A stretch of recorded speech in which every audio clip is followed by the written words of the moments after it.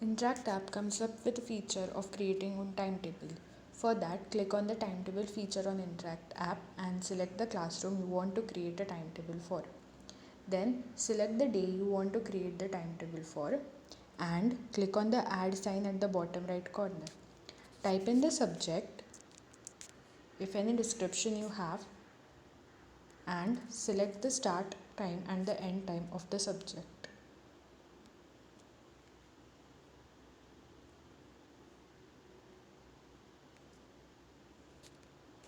Then click on create item.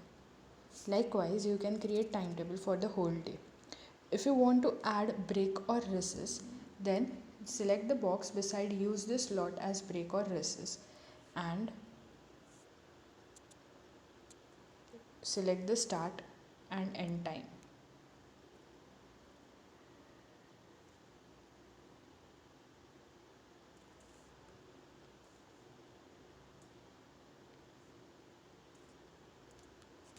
Then click on create item.